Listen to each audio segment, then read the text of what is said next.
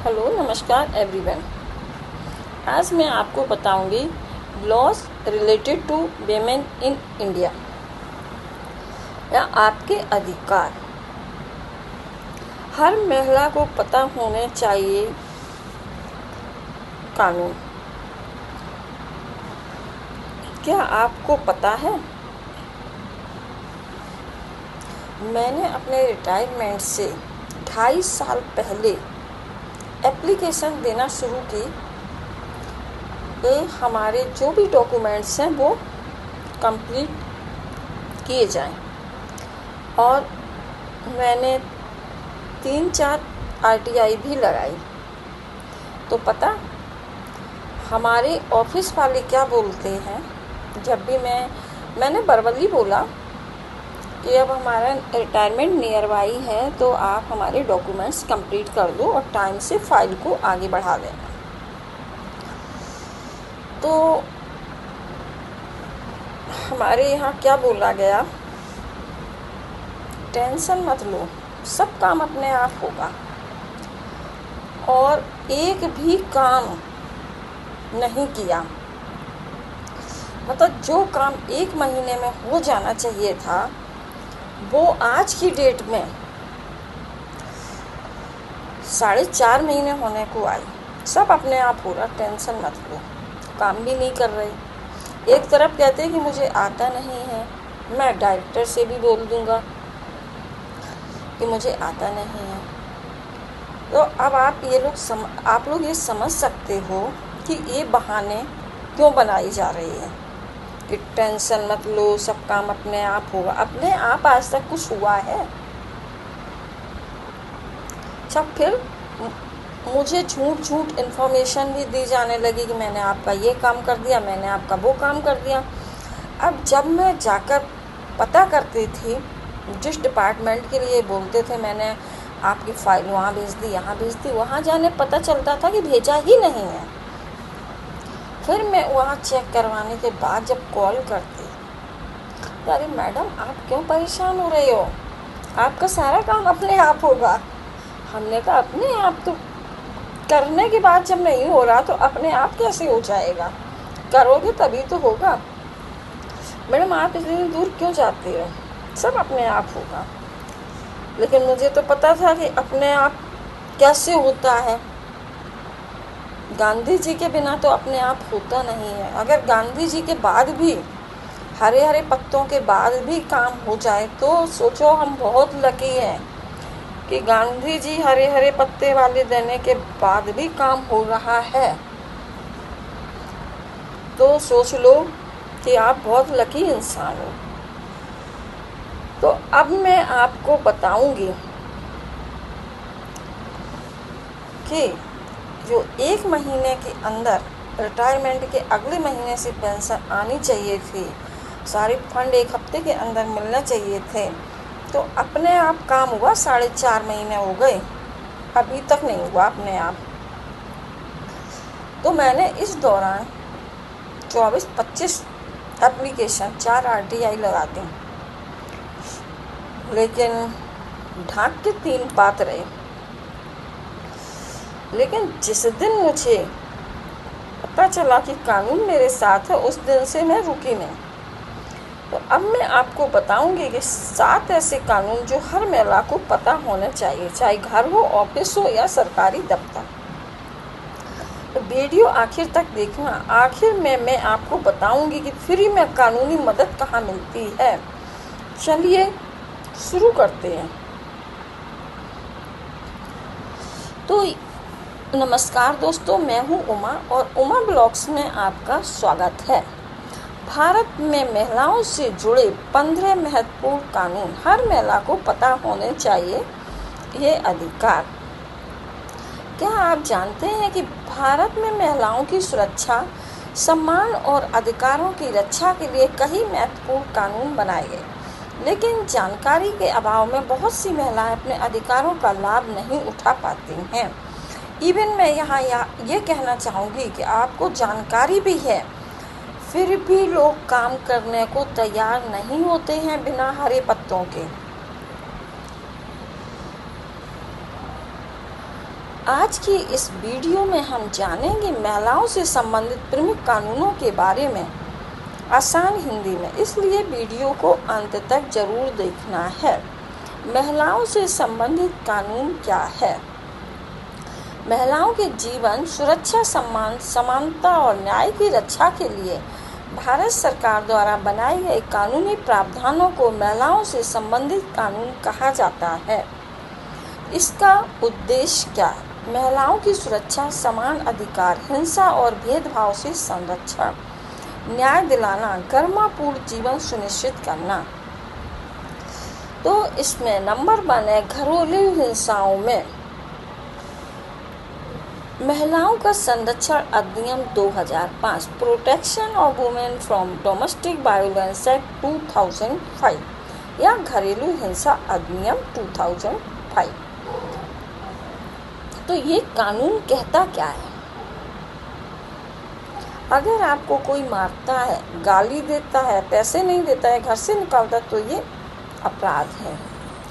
Magistrate से तुरंत सुरक्षा आदेश, इसके साथ ही रहने का अधिकार और पैसा मांग सकते हैं। पुलिस में एफआईआर जरूरी नहीं है, सीधे कोर्ट जा सकते हैं।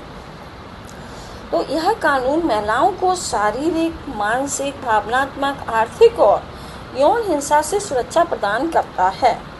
महिला को अधिकार है सुरक्षा आदेश, रहने का अधिकार, भरण पोषण, मुआवजा, न्यायालय में सहायता। अब मैं आपको बताऊंगी दहेज निषेध अधिनियम 1961, डाउरी प्रोहिबिशन एक्ट। दहेज लेना, देना और मांगना कानूनन अपराध है। दोषी पाए जाने पर जुर्माना, कारावास, कानूनी कार्रवाई होती है। लेकिन यहाँ ये ध्यान देने योग्य बात है कि सबको पता है कि दहेज लेना और देना कानूनन अपराध है, लेकिन देने वाला भी देता है और लेने वाला भी लेता है, तो इसमें दोनों लोग ही दोषी हैं। सेम कंडीशन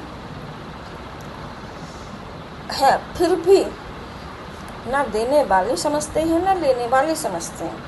कार्यस्थल पर महिलाओं का यौन उत्पीड़न अधिनियम 2013, यदि किसी महिला के साथ ऑफिस, अस्पताल, कॉलेज या किसी भी कार्यस्थल पर यौन उत्पीड़न होता है तो वह शिकायत कर सकती है। हर संस्थान में आंतरिक शिकायत समिति या इंटरनल कमेटी का गठन आवश्यक है, जहां कानून के अनुसार लागू हो। फॉर एग्जाम्पल, अगर ऑफिस में आपको कोई छेड़ता, गलत कमेंट करता है तो चुप मत बैठो। हर 10 से ज़्यादा कर्मचारी वाली कंपनी में इंटरनल कंप्लेंट कमेटी होना जरूरी है। 3 महीने के अंदर शिकायत करो, कंपनी को कार्रवाई करनी ही पड़ेगी। नेक्स्ट है समान पारिश्रमिक का अधिकार। तो जो समान पारिश्रमिक का अधिकार है, वो समान कार्य करने पर महिला और पुरुष को समान वेतन मिलना चाहिए। लिंग के आधार पर वेतन में भेदभाव नहीं किया जा सकता है। अब मैं आपको बताऊंगी मातृत्व लाभ अधिनियम। कामकाजी महिलाओं को मातृत्व अवकाश और अन्य सुविधाएं प्रदान की जाती हैं। इसका उद्देश्य माँ और शिशु दोनों के स्वास्थ्य की रक्षा करना है। तो मैं आपको बताऊंगी, फॉर एग्जाम्पल, प्रेगनेंसी में नौकरी नहीं जा सकती, आपको 6 महीने की पेड लीव मिलेगी और डिलीवरी के बाद क्रैश की सुविधा भी मांग सकते हैं। अब आता है मातृत्व लाभ अधिनियम। कामकाजी महिलाओं को मातृत्व अवकाश और अन्य सुविधाएं प्रदान की जाती हैं। इसका उद्देश्य माँ और शिशु दोनों के स्वास्थ्य की रक्षा करना है। नेक्स्ट है बाल विवाह प्रतिषेध अधिनियम 2006। भारत में लड़की की न्यूनतम आयु 18 वर्ष, लड़के की न्यूनतम आयु 21 वर्ष और बाल विवाह कानूनन अपराध है। अब आता है भ्रूण लिंग जांच निषेध कानून, PCPNDT एक्ट। भ्रूण का लिंग बताना या जानना कानूनन अपराध। इस कानून का उद्देश्य है कन्या भ्रूण हत्या रोकना और लिंगानुपात सुधारना। अब मैं आपको बताऊंगी भारतीय न्याय संहिता BNS के अंतर्गत महिलाओं की सुरक्षा। महिलाओं के विरुद्ध अपराध जैसे छेड़छाड़, पीछा करना या स्टॉकिंग, यौन उत्पीड़न, एसिड अटैक, बलात्कार, इन अपराधों के लिए कठोर दंड का प्राविधान है। नेक्स्ट है निःशुल्क विधिक सहायता का अधिकार। जरूरतमंद महिलाओं को निःशुल्क कानूनी सहायता प्राप्त करने का अधिकार है। देन संपत्ति में महिलाओं का अधिकार। हिंदू उत्तराधिकार कानून में संशोधन के बाद बेटियों को भी पैतृक संपत्ति में पुत्रों के समान अधिकार प्राप्त है। नेक्स्ट है मानव तस्करी और महिलाओं की सुरक्षा। महिलाओं एवं बालिकाओं की तस्करी कानूनन अपराध है। दोषियों के विरुद्ध कठोर कार्रवाई की जाती है। अब हम बताएंगे आपको महिला हेल्पलाइन। किसी भी प्रकार की हिंसा, उत्पीड़न या खतरे की स्थिति में महिला पुलिस संबंधित हेल्पलाइनों स्थानीय प्रशासन से तुरंत सहायता ली जा सकती है।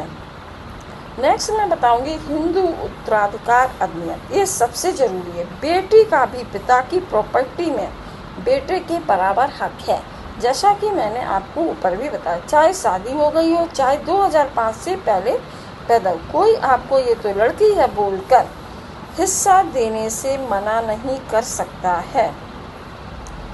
अब मैं आपको बताऊंगी पेंशन और सरकारी सेवा CCS रूल्स।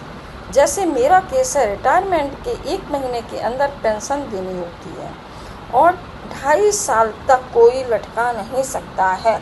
जैसे कि मैंने 2.5 साल से सन 2024 से अभी तक 25 एप्लीकेशन और 4 RTI लगाए। अगर कोई फिर भी इस केस को लटकाता है तो PMO, CM, मंत्री को शिकायत कर सकते हैं। ये आपका कानूनी अधिकार है। कानून का इस्तेमाल कैसे करना, इसको हम 3 स्टेप्स में बताएंगे। अब सवाल है करें तो क्या करें। स्टेप 1 सबूत इकट्ठा करो, मैसेज, कॉल, रिकॉर्ड, लेटर की कॉपी। स्टेप 2 लिखित में शिकायत करो। मुंह से बोलने से कुछ नहीं होता है। ये 100% फैक्ट है कि आप वर्बली बोलते रहोगे आपकी कोई नहीं सुनेगा। लेकिन जबकि हर किसी को सैलरी मिलती है तो उसे ना तो वर्बली बुलवाना चाहिए, ना एप्लीकेशन, ना RTI, उसको काम समय से करना चाहिए। लेकिन कंडीशन ये है कि आप वर्बली बोलो तब सुनना नहीं है, क्योंकि कोई प्रूफ नहीं है वर्बली बोलने का। एप्लीकेशन दो तो एप्लीकेशन गायब कर दी जाएंगी। मैंने जो 25 एप्लीकेशन दी तो मुझे पता क्या जवाब मिला कि आपके पास रिसीविंग है तो दे दो। मेरे पास तो सिर्फ 4-6 एप्लीकेशन है। इससे पहले भी हमारा एक मैटर था सीनियरिटी का, उसमें भी हमारी 8 एप्लीकेशन निदेशालय से गायब कर दी गई थी और डायरेक्टर ने क्या बोला, मैडम आपके पास रिसीविंग है, रिसीविंग दे दो, काम हो जाएगा। हमारा काम 95% होने के बाद भी सीनियरिटी में और हरे पत्ते लेके किसी दूसरे को हमारे नाम से ऊपर डाल दिया गया और मैं सीनियर की सीनियर ही बनी रही, जूनियर को हरे पत्ते से काम हो गया। तो लिखित शिकायत में क्या है, मुंह से बोलने से कुछ नहीं होता। स्पीड पोस्ट करो, प्रूफ रहना चाहिए, रिसीविंग होनी चाहिए, जिससे आप अगर कोर्ट जाना चाहें तो आप प्रूफ दिखा सकते हैं। डरो मत, पुलिस, वकील, महिला हेल्पलाइन 181 पर कॉल करो, फ्री कानूनी मदद मिलती है। अब हमारी कहानी क्या है? ये कहानी एक हार जीत पर आधारित है कि अगर हम ये सोचते रहेंगे कि हम काम करेंगे, होगा कि नहीं होगा, मैं जीतूंगी या हारूंगी। हार जीत तो 2 पहलू होते हैं, लेकिन जहाँ हरे पत्ते वाला काम हो वहाँ तो सोचो जीत। क्या मैं बताऊँ, मैंने जो 2022 से अभी तक मैं फेस कर रही हूँ, मैं ही जानती हूँ। मुझे बोला गया फाइल आगे नहीं बढ़ेगी, लेकिन मैं डरी नहीं। लेकिन फिर मैंने कानून पढ़ा, पता चला पेंशन मेरा अधिकार। फिर मैंने 8 जगह पत्र भेजे। अब काम कितना होगा इस समय बताएगा, मतलब 4.5 महीने हो गए। कानून कमज़ोर के लिए बना है, बस हमें बोलना आना चाहिए। अब मैं बताऊंगी एएनएम की भूमिका। एक एएनएम का दायित्व है महिलाओं को उनके अधिकारों की जानकारी देना, घरेलू हिंसा की पहचान करना, पीड़ित महिला को उचित स्वास्थ्य सेवा उपलब्ध कराना, आवश्यकता होने पर कानूनी एवं सामाजिक सहायता के लिए रेफर करना, बाल विवाह, दहेज और लिंग भेद के विरुद्ध जागरूकता फैलाना। तो ये थे कानून। कौन सा कानून आपको सबसे ज़रूरी लगा कमेंट में ज़रूर बताना, और इस वीडियो को हर महिला तक भेजना। जानकारी ही ताकत है। तो इसके जो महत्वपूर्ण पॉइंट्स हैं वो हैं घरेलू हिंसा से सुरक्षा, दहेज लेना देना अपराध, कार्यस्थल पर उत्पीड़न से संरक्षण, समान कार्य के लिए समान वेतन, मातृत्व लाभ का अधिकार, बाल विवाह प्रतिबंधित, भ्रूण लिंग जांच अपराध, संपत्ति में समान अधिकार, महिलाओं की सुरक्षा के लिए कानूनी सहायता उपलब्ध कराना। तो इतना सब बताने के बाद इस टॉपिक पर क्या निष्कर्ष निकलता है? महिलाओं के अधिकार केवल कानून की किताबों तक सीमित नहीं हैं, बल्कि उनका उद्देश्य प्रत्येक महिला को सुरक्षित, सम्मानजनक और समान अवसर वाला जीवन प्रदान करना है। इसलिए हर महिला और प्रत्येक स्वास्थ्य कार्यकर्ता को इन कानूनों की जानकारी अवश्य होनी चाहिए। अगर आपको अपने केस के लिए कुछ भी सहायता चाहिए तो प्लीज़ इस चैनल को सब्सक्राइब जरूर करें और हमारे वीडियो को लाइक, सब्सक्राइब, शेयर और कमेंट करना ना भूलें। चैनल को सब्सक्राइब जरूर करें। तो अगले वीडियो में मिलते हैं, तब तक याद रखो, डरो मत, लड़ो, कानून आपके साथ है। तो है ना, ये जो जानकारी या नॉलेज कितनी इम्पोर्टेंट है, इसको आप तक शेयर करने के लिए मैंने इस टॉपिक के हर पहलू को बहुत ही जानकारी इकट्ठी करने के बाद मैं आपके साथ शेयर कर रही हूँ। और मैं आपको बताना चाहूँगी, वक्त सबका हिसाब करता है, बस तारीख हमें पता होनी चाहिए। जो अपनी जिम्मेदारी निभाने के बदले पैसे मांगते हैं वे सिर्फ भ्रष्ट नहीं, लोगों के भरोसे के भी दोषी हैं। दूसरों को परेशान करके कमाया हुआ पैसा शायद बैंक बैलेंस बढ़ा दें, लेकिन अगर चैन की नींद छीन ले तो ऐसी कमाई का क्या फायदा? ईमानदार कमाई में कम पैसा हो सकता है, लेकिन चेहरे पे शर्म नहीं आती है। रिश्वत की कमाई में पैसा बहुत हो सकता है, लेकिन अंतरात्मा का हिसाब कभी ख़त्म नहीं होता है। और मैं बताना चाहूँगी कि काम करने के लिए वेतन मिलता है, काम रोकने के लिए रिश्वत नहीं। जो अपनी जिम्मेदारी निभाने के बदले पैसे मांगते हैं वे सिर्फ भ्रष्ट नहीं, लोगों के भरोसे के भी दोषी हैं। है ना सही बात? किसी का हक रोककर अपनी जेब भरने वालों को यह नहीं भूलना चाहिए कि वक्त सबका हिसाब करता है, बस तारीख हमें पता नहीं होती है। फिर मैं आपको बताऊंगी कि झूठे आश्वासन देकर किसी को महीनों इंतजार करवाना, फिर उसी काम के लिए पैसे मांगना, यह नौकरी की जिम्मेदारी नहीं, ईमानदारी के साथ किया गया विश्वासघात है। आज किसी के काम के बदले रिश्वत लेकर आप उसे मजबूर समझ सकते हैं, लेकिन कल वही कर्म आपके सामने खड़ा होगा। दूसरों को परेशान करके कमाया पैसा खुशियाँ नहीं, सिर्फ बेचैनी खरीदता है। ये बात हमेशा ध्यान रखना। किसी गरीब, ईमानदार या मजबूर इंसान का हक रोककर रिश्वत लेना कमाई नहीं है। किसी की